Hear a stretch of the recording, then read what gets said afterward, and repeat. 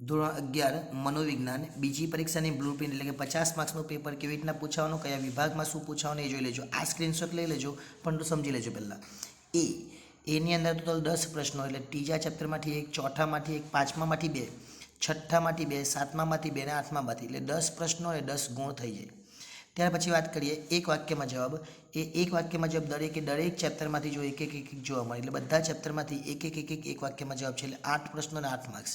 ત્યાર પછી જે સી વિભાગ છે એની અંદર પહેલા ચેપ્ટરમાંથી 1, છઠ્ઠા ચેપ્ટરમાંથી 1, સાતમામાંથી 1 ને આઠમામાંથી 1, એટલે ટોટલ 4 પ્રશ્નો અને એના 8 માર્ક્સ થયા. પરંતુ આ જે પ્રશ્નો છે એને અઠવામાં આપણને એક પ્રશ્ન આપવામાં આવશે.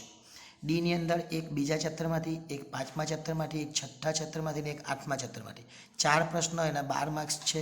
અને ઈની અંદર તમે જોઈ શકો 1, 2 ને 3 પ્રશ્નો અને 12 માર્ક્સ, અને જ્યાં ફૂલરી આપેલી છે અહીંયા એનો મતલબ કે ત્યાં અઠવા પર આપવામાં આવશે. એનો નમૂનાનો પ્રશ્ન પડે છે, આ પણ એક બ્લુપ્રિન્ટ છે, એ પણ જોઈ લેજો. જોવી હોય તો એનું કંઈ કામ નથી, પણ જોવું હોય તો તમે જોઈ શકો.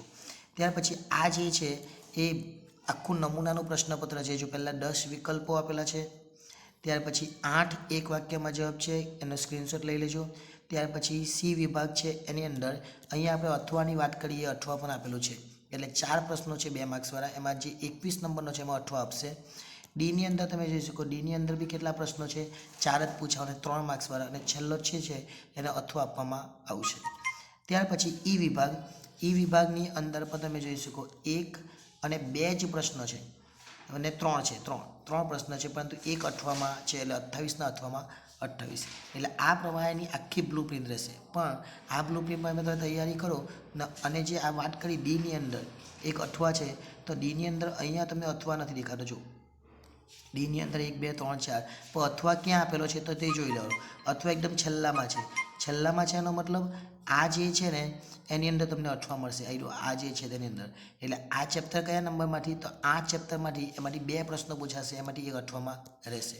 અને આ પ્રમાણે જો તમે તૈયારી કરો તો મનોવિજ્ઞાનમાં તમને સાયકોલોજીમાં કોઈ પણ જાતની મુશ્કેલી થાય નહીં. આભાર.